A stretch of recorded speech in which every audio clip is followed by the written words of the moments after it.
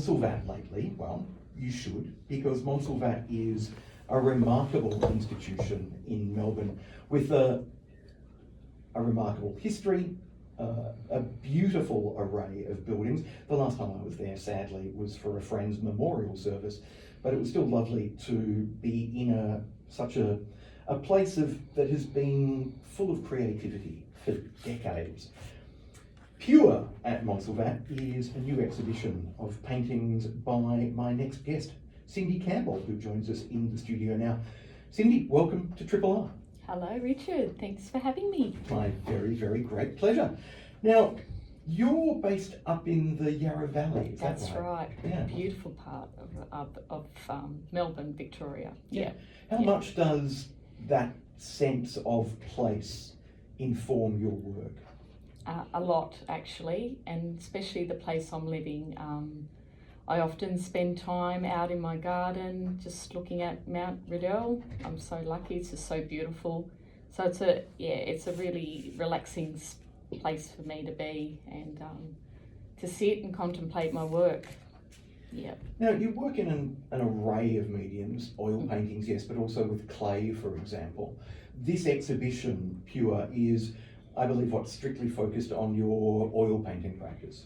Yes, I decided to focus on my oil paintings after spending a couple of years on ceramics, and that just gave me the freedom to not have to test glazes and use kilns and firings. So I had the freedom of using the oil painting. However, towards the end of my creating all my oil paintings and letting them dry, I managed to create those my painterly style onto my ceramics. So I've got a combination now of these paintings and ceramics together in the space, and yeah, I'm loving that. I managed to achieve that. I was pretty happy about that. How do you fuse those different styles? Well, actually, my ceramics, they're mainly bowls and cups, and when I look at them on a profile, they're two-dimensional. So in a way, they're two-dimensional like my paintings. So I needed to be aware that they're 3D forms because I have a shape that's like a moon shape, or some people call them dragon scales.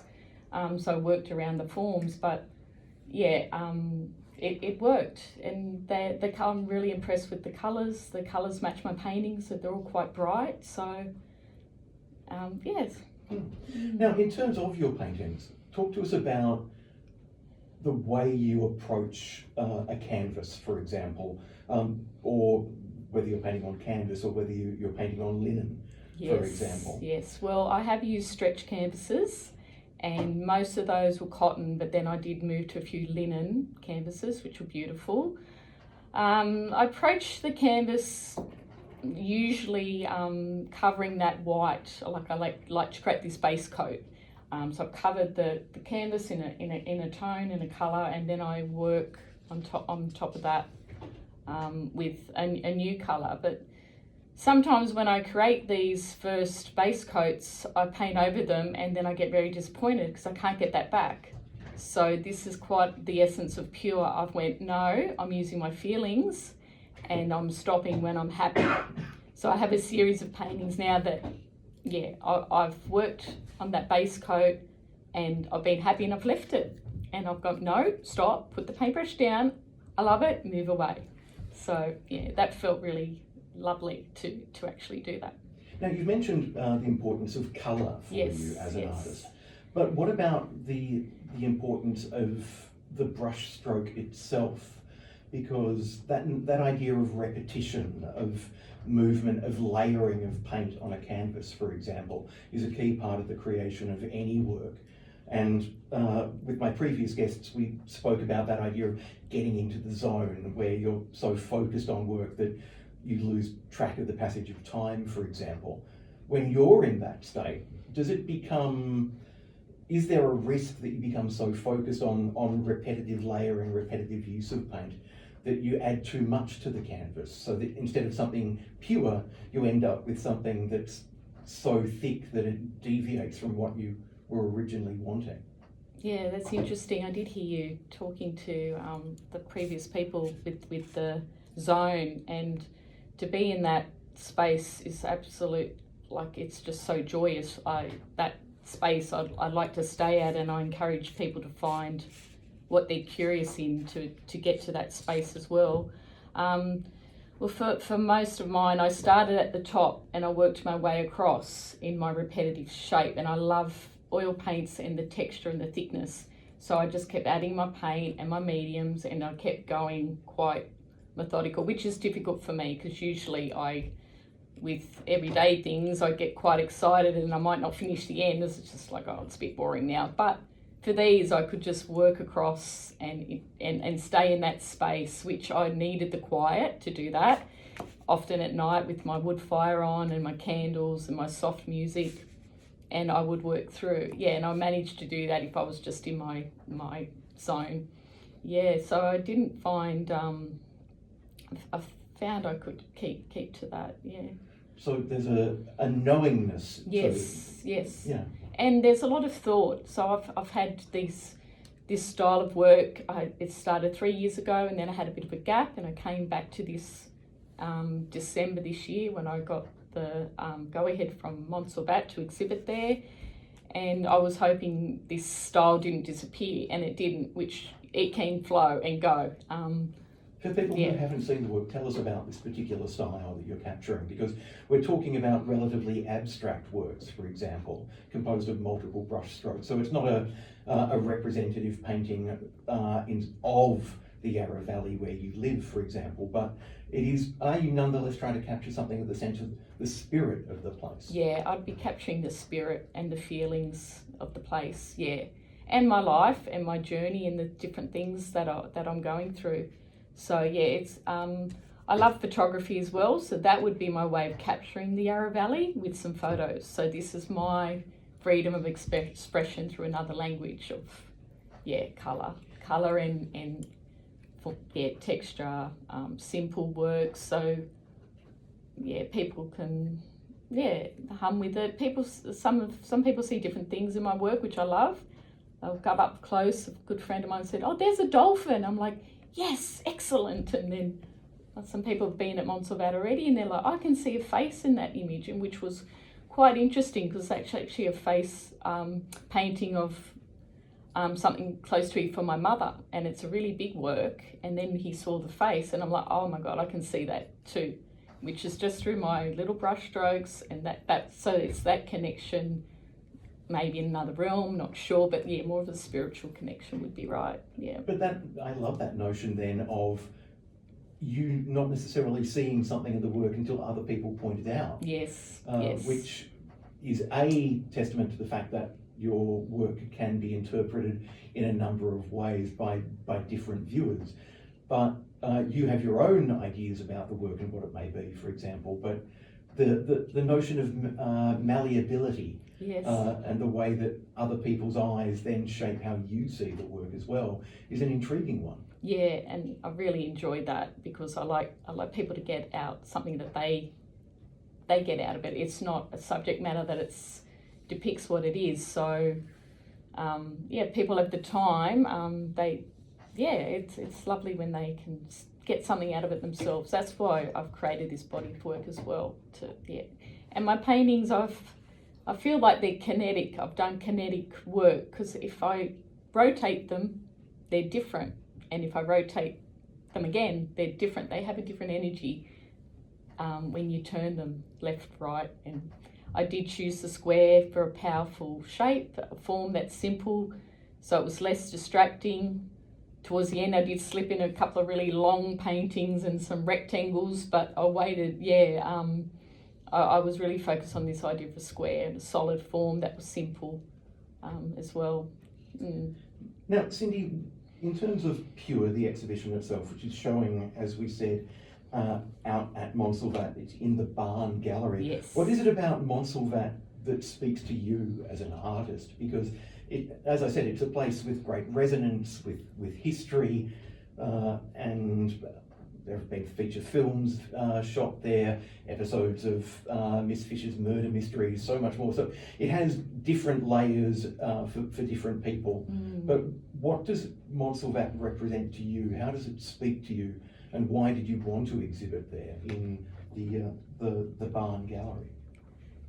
Yeah, it speaks to me. I first came across Montsalvat over 10 years ago when I moved to Victoria. A good friend of mine shared the link.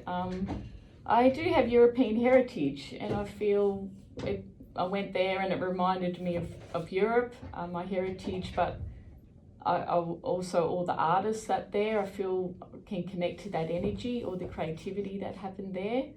And yeah, the Barn Gallery to me is just stunning. Big space, high ceilings, grand piano, a stage, beautiful windows, big barn doors. And yeah, I knew I just wanted to be in there. When I had the opportunity to apply, I'm like, I have to do it there. And yeah, definitely filled the space quite nicely. So I'm quite proud. We only took one painting home. I'm like, everything else went in. So which was nice to take a painting home, otherwise I would have been left at home with nothing and a bit like lonely. So been carrying that little painting around with me, talking to it and everything. So yeah, I just feel a connection there. Even the fountains outside, it's just very beautiful space.